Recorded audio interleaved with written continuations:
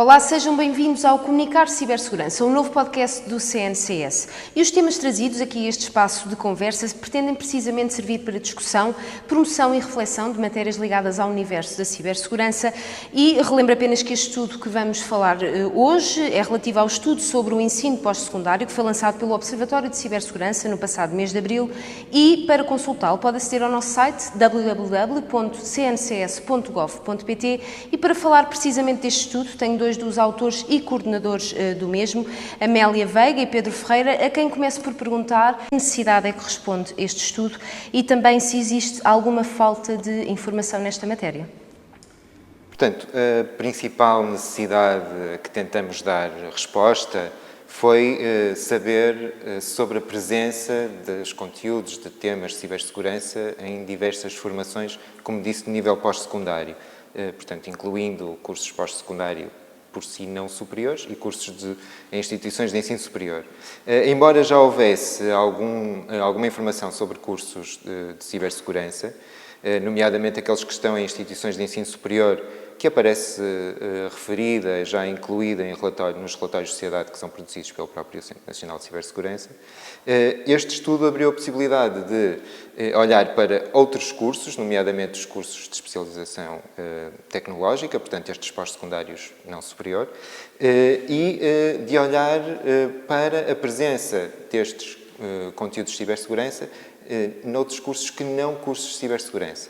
Nomeadamente, nós olhamos para os cursos das áreas das ciências informáticas e de olhar com mais profundidade para os cursos de cibersegurança, nomeadamente podendo estudar os planos de estudos, portanto, não apenas saber quantos são e quantos inscritos e formandos têm, mas também olhar para os planos de estudo, perceber que áreas é que são mobilizadas, também através de entrevistas aos diretores dos próprios cursos. Portanto, por um lado, esse aprofundamento. Como estava a dizer há pouco, o foco foi nos cursos das áreas das ciências informáticas, até por causa da dificuldade que tivemos relativamente a aceder a informação pública fiável relativamente a estes cursos. Isto para dar o exemplo, já não é? Tinha perguntado sobre a informação. Para ilustrar, quando procuramos cursos de ensino superior, eles portanto, há informação sobre quais cursos existem em que áreas, quer no site da Direção-Geral do Ensino Superior, quer no site da Direção-Geral das Estatísticas de Ensino e Ciência. Acho que é assim, não estou a... Educação e Ciência. No entanto, quando começamos a cruzar esta informação, percebemos que alguns daqueles cursos já não existem, ou que pode haver cursos que já existem e que já não estão lá. Ou seja, foi necessário correr todas estas listas e verificar cada um destes cursos para chegarmos ao fim e termos a lista dos cursos que estão acreditados e em funcionamento na área das ciências informáticas. Foi preciso ir à 3ES, etc. Portanto, esta dificuldade de aceder à informação mais direta e mais fiável também limita a possibilidade de se abrangerem logo muitas áreas neste trabalho. Era preciso, portanto, haver alguma informação de maior qualidade sobre estas questões. Outra área de informação que não facilita. Também não existe nenhum sítio onde se encontre informação sistematizada sobre as unidades curriculares de cada um desses cursos. É necessário, por exemplo, para se perceber se um curso de ciências informáticas inclui unidades curriculares de cibersegurança, abrir cada um desses cursos, posso dizer que são cerca de 250, abrir cada um desses cursos, abrir cada uma das fichas de unidade curricular de cada uma das unidades curriculares que estão lá listadas e perceber se os conteúdos são ou não dentro deste espectro, desta área de trabalho.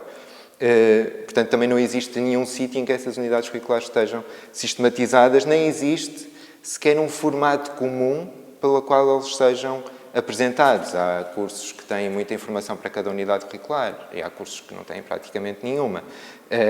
E, portanto, tudo isto complica um pouco esse trabalho.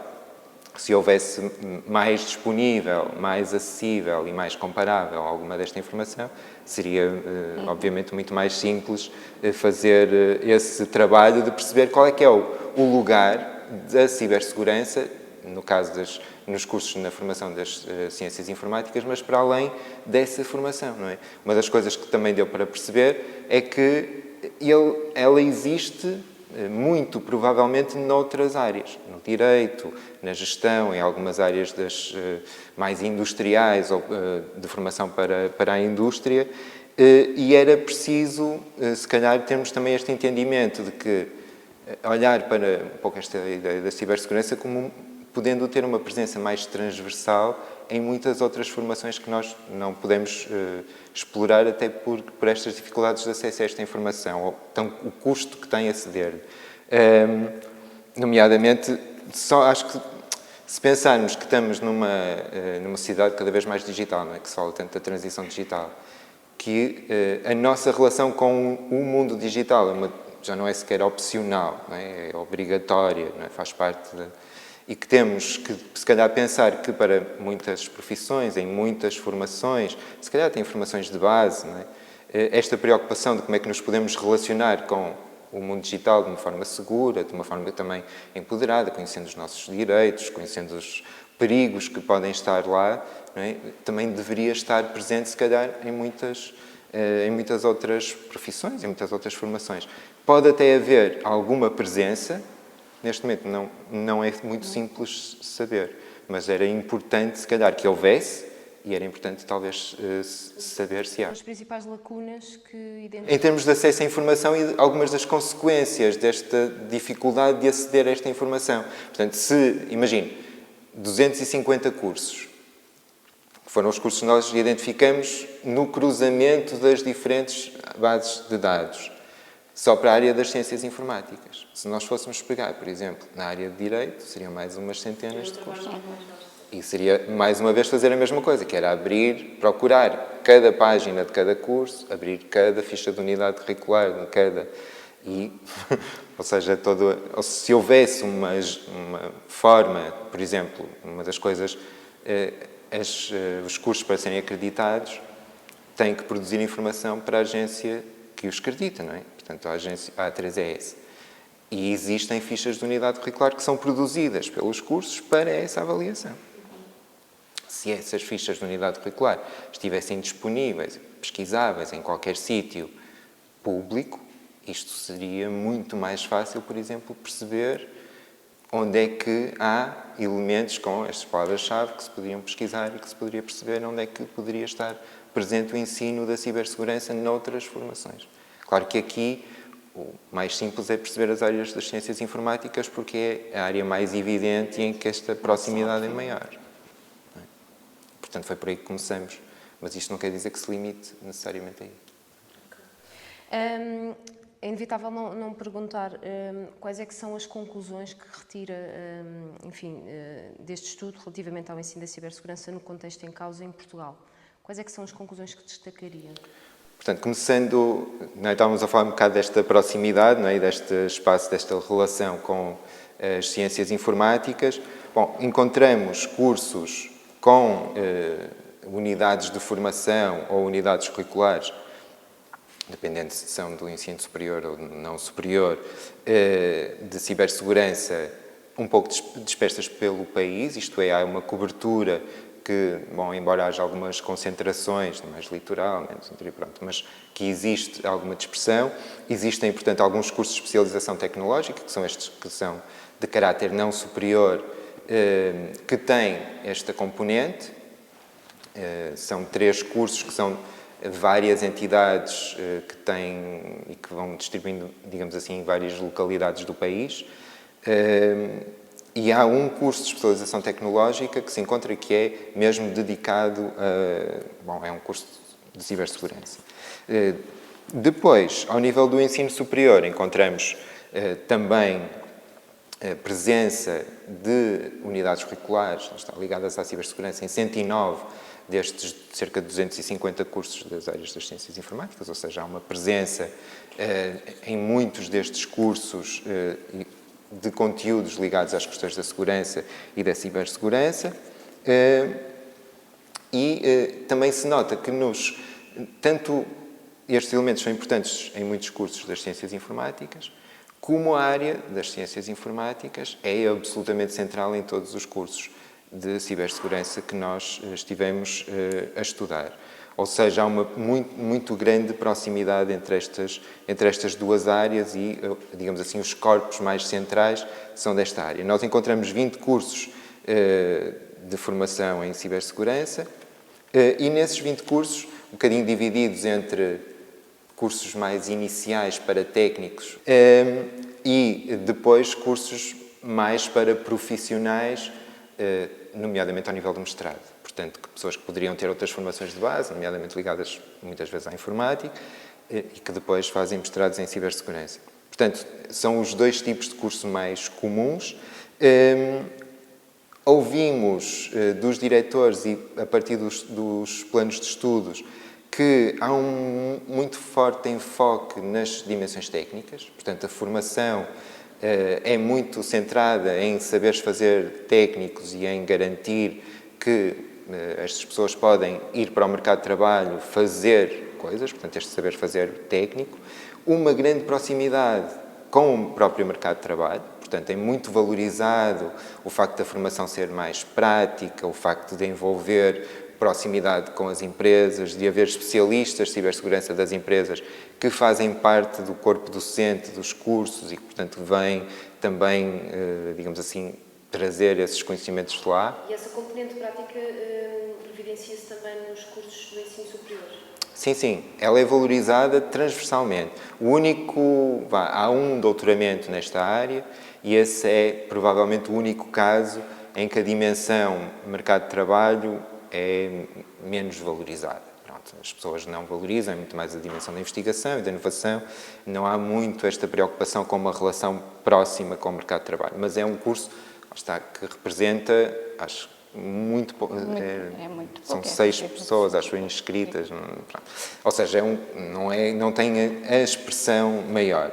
A expressão maior é, efetivamente, estes CTs, porque estávamos a falar há pouco, e os mestrados, que são, digamos assim, os cursos com mais expressão. E num caso e no outro, esta relação com o mercado de trabalho é valorizada, esta preparação para o mercado de trabalho e para o fazer nas empresas é considerada importante e esta relação de, por exemplo, os diretores nos dizerem explicitamente que procuravam ter pessoas especialistas das empresas que participassem da formação dos estudantes e das estudantes, também estava muito presente. Uma outra questão ainda importante relativamente às características destes cursos do que nós estudamos. Todos os diretores, e está claro em todos os planos de estudo, digamos assim, uma presença das dimensões da ética e das dimensões do direito. Portanto, há uma grande preocupação também em que a formação ética e a formação sobre o que é ou não legal, pode ou não, deve ser feito por estes profissionais, também está muito presente. Portanto, há muita esta consciência de que lidam com informação que pode ser sensível, que estarão em posição de reconhecer ou potencialmente explorar vulnerabilidades e que, portanto, têm que ter esta dimensão de saber o que é ou não legal fazer, quais é que são os quadros legais que estão em vigor, o que é ou não ético fazer. Curiosamente, estávamos um pouco a comentar isto, saiu há 2-3 dias atrás, não é, notícia de que o SINAV esteve exposto a uma vulnerabilidade e que terá sido um técnico, não é, que identificou e que contactou, ou seja, esta ideia de que realmente esta formação ética é importante e pode, efetivamente, proteger-nos a todos, não é, a todos e a todas. Às vezes está mais transversal, às vezes está em unidades curriculares específicas, mas pronto, que há uma preocupação com esta dimensão ética e com esta dimensão do direito. Um outro ponto que também era consensual é que, embora haja uma percepção positiva relativamente ao potencial de crescimento destes cursos e desta formação, ou seja, de que ela é necessária, que ela está cada vez mais necessária, etc., também há, por parte dos diretores, muito claramente uma ideia de que há relativamente pouca abertura ainda por parte das empresas e do mercado para reconhecer a necessidade destes técnicos, para se preocupar ou ter consciência dos riscos. E pegando no que está a dizer, há falta de especialistas nesta área Isto enfim, é uma afirmação, não é?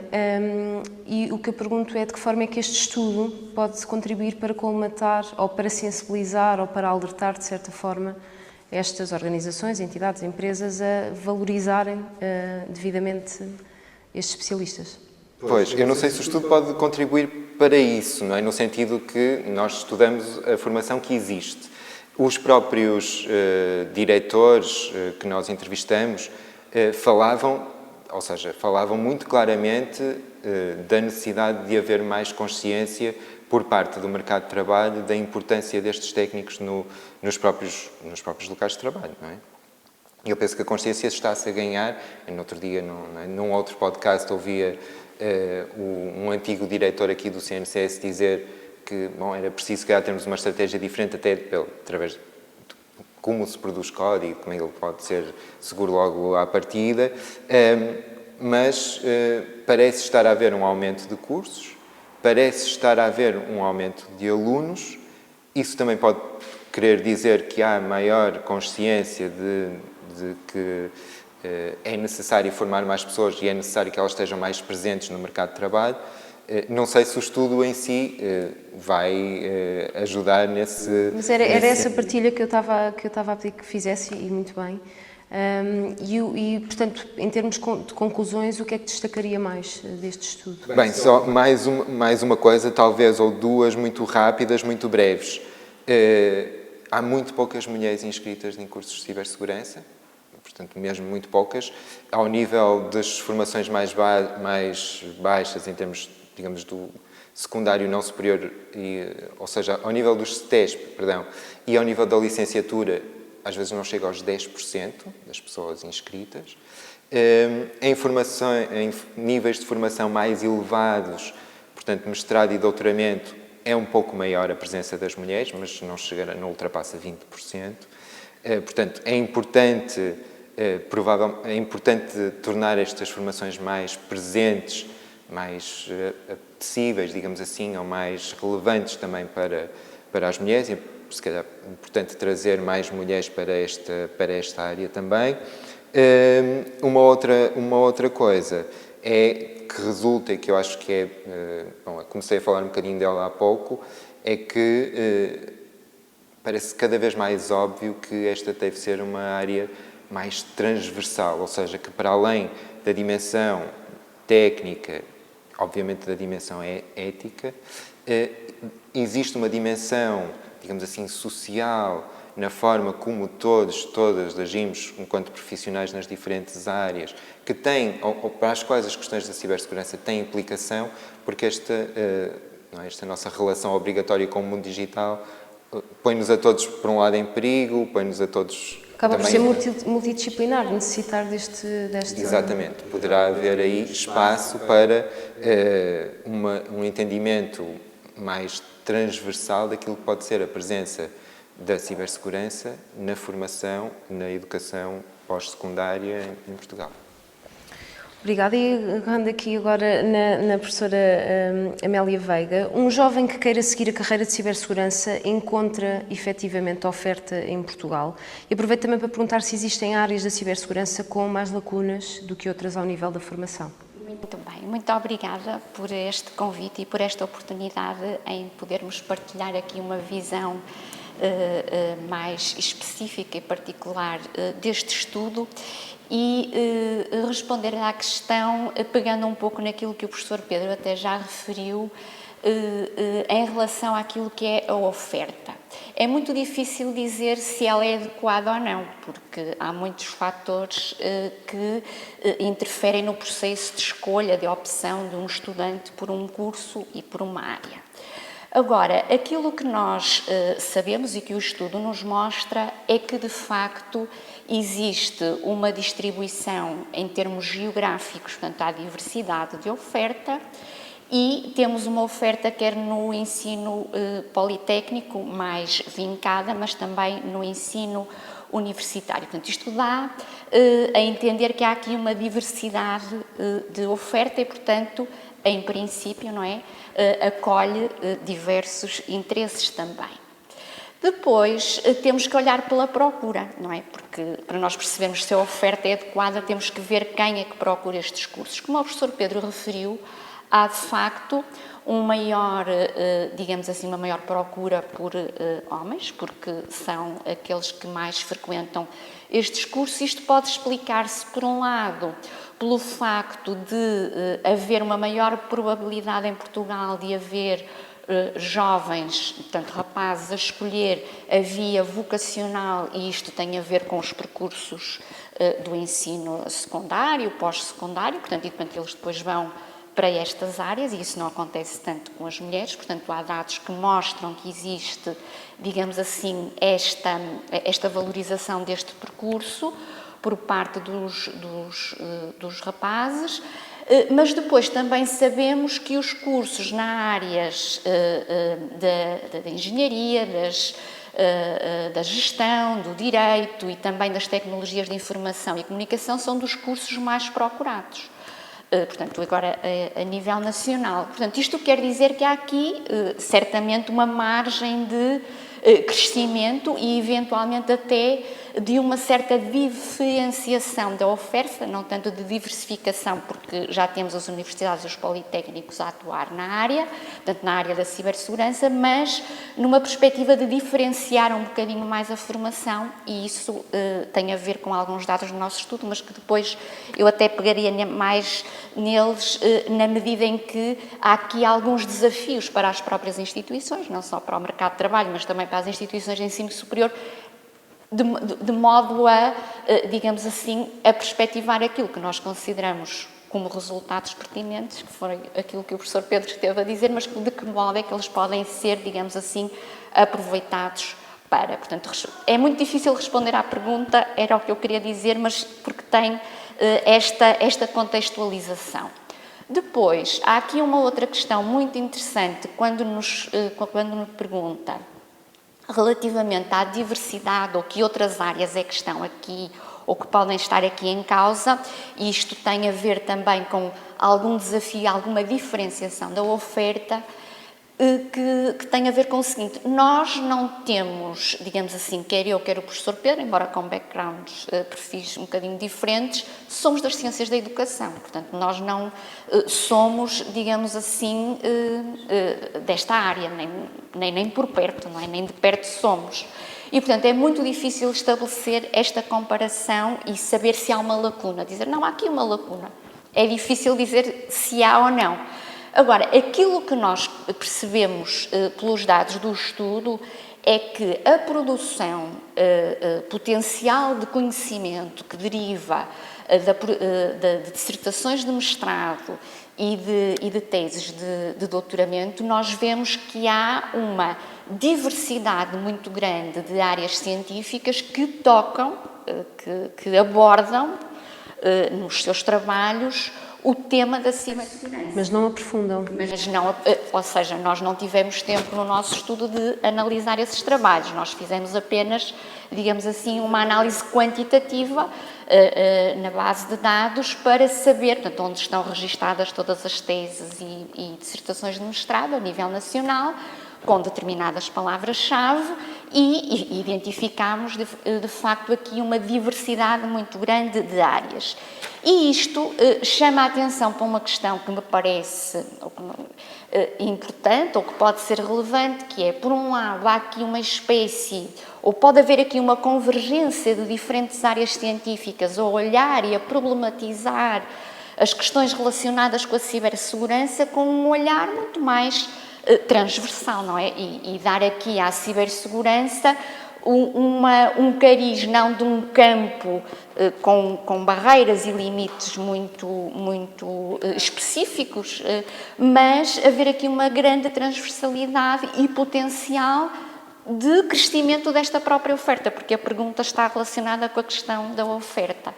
E portanto, eu diria que, embora não taxativamente possamos inclinar, ou me possa inclinar para a resposta muito afirmativa ou não, mas há aqui um potencial, e acho que o estudo tem esse potencial de mostrar algumas destas, dar aqui algumas pistas e indicações, porque de facto é um estudo que ainda assim é superficial, não é? E também dadas as dificuldades que temos de ter informação credível, fidedigna e toda no mesmo depositada, no mesmo local, no mesmo formato, isso não existe. E agarrando precisamente no que estava a dizer, considera que este estudo possa vir a despertar o interesse para o estudo da educação da cibersegurança em Portugal ou até outros aspectos que sejam menos tecnológicos, eventualmente? Sim, aqui a minha resposta é afirmativa, taxativa, sim. Eu acho que contribui, sem dúvida. E eu, para lhe mostrar, ou para tentar mostrar que sim, eu diria que, ou eu tentaria contextualizar aqui só um bocadinho. Nós começámos a fazer este estudo foi realizado praticamente todo durante o Covid. E durante o Covid nós professores, alunos, nós na educação, tivemos a necessidade de arranjar soluções de emergência, não é? De plataformas, em que ninguém pensou, e ninguém não é só a nível de departamento, faculdade, a nível nacional e até internacional, até porque eu estive envolvida num estudo sobre os efeitos da pandemia no ensino superior a nível europeu e, portanto, isto era uma questão muito premente em muitos estados, em muitos países envolvidos no estudo, a questão precisamente da segurança com que nós usamos as plataformas de comunicação para dar aulas. Ora, a explicação para isto ser um não assunto, isto não é um não assunto, essa questão não se colocava, o importante era darmos as aulas, depois logo se via o que é que acontecia. Não foi priorizada essa segurança. E eu, à medida que também usava esta solução de emergência, porque também tinha que dar as minhas aulas, estava a acontecer este estudo e eu não consigo desligar uma experiência que é pessoal, mas transversal, digamos assim, a todos que se viram com essa obrigatoriedade, mas que me leva a considerar que a vulnerabilidade não está na tecnologia, a vulnerabilidade está nas pessoas. E, portanto, se está nas pessoas, cabe à educação assumir aqui um papel, digamos assim, de charneira. E tal como o professor Pedro referia em relação àquilo que é o mundo digital, a digitalização de tudo aquilo que é não só procedimentos, processos, mas também de estruturas, não é? Isto obriga-nos a ter, digamos assim, aqui uma visão muito mais abrangente sobre o que é isto da cibersegurança. E de que modo é que isto, e qual é o lugar da educação neste contexto. E quando fala no lugar da educação, talvez uma maior sensibilização junto das instituições de ensino? Aqui há enormes desafios, porque é, por um lado, a questão e nós até discutíamos isso há pouquinho, que era, tal como nós temos que ser preparados na escola, no nível básico, e temos que aprender a ler, temos que aprender a fazer contas, temos que ter determinado tipo de literacias, e agora temos também um quadro de literacias digitais, etc. Há aqui um conjunto de competências que nós temos que vir adquirindo, não é? E isso tem a ver com competências específicas. Mas, para além disso, há um processo ligado à própria educação e formação individual e de transformação, emancipação, que é muito mais vasto e muito mais abrangente. E o estudo, e agora aqui voltando às questões do estudo que o professor Pedro referiu em relação àquilo que é uma formação eminentemente ou marcadamente técnica. Ela é porque tem que ser, e as instituições que a oferecem têm na sua natureza essas características. Portanto, nós não podemos pedir isto a estas instituições, mas podemos pedir a outras, por isso é que a diferenciação aqui é importante. Porque há as questões éticas, há as questões legais, há as questões de consciência crítica relativamente ao uso e à nossa relação com o mundo digital. E depois há as questões que nós também abordámos relacionadas com o mercado de trabalho e eu julgo que elas são muito relevantes aqui, neste estudo. porque nós tendemos a ver, digamos assim, as instituições de ensino superior e o mercado de trabalho como duas entidades em separado. Quando temos uma perspectiva de aproximação, achamos muitas vezes que aquilo que estamos a pedir, e muitas vezes se pede às instituições que se adequem ao mercado de trabalho, e quando essa adequação é feita ao mercado de trabalho, muitas vezes perde-se uma dimensão muito mais abrangente, porque estamos a formar para aquelas necessidades que nós não sabemos quais vão ser no futuro. E, portanto, nós não podemos perder de vista essa dimensão. E o que este estudo traz, e julgo que talvez seja o maior desafio, quer para instituições, quer para a sociedade em geral, para o mercado de trabalho, empresas, etc., é como é que nós vamos construir aqui pontos de diálogo, e certamente já agora, a propósito da cibersegurança e da importância que tem, para haver aqui, digamos assim, a co-construção de currículas, de programas de estudo, de unidades curriculares que verdadeiramente respondam a problemas específicos, digamos assim, do cotidiano, mas que tenham sempre atrás de si toda esta, digamos assim, todo este lastro que a universidade, o ensino superior, o ensino politécnico tem de vocação, não é? Que é dar esta consciência crítica, este pensamento crítico, que me parece absolutamente fundamental e cada vez mais neste contexto. Há um trabalho ainda por fazer, que é das conclusões que podemos retirar, mas certamente esta sessão foi bastante frutiva para chegarmos aqui a melhores caminhos. E eu agradeço aos dois, chegámos ao fim do nosso podcast, agradeço a presença a ambos e para quem nos está a ouvir um agradecimento especial lá em casa. Nós regressamos na próxima sessão para debater temas da atualidade ligados ao universo da cibersegurança. Até lá não se esqueça, aceda ao nosso website www.cncs.gov.pt e fica a par de um conjunto de atividades que temos ao dispor dos cidadãos e das organizações. Obrigada e até lá.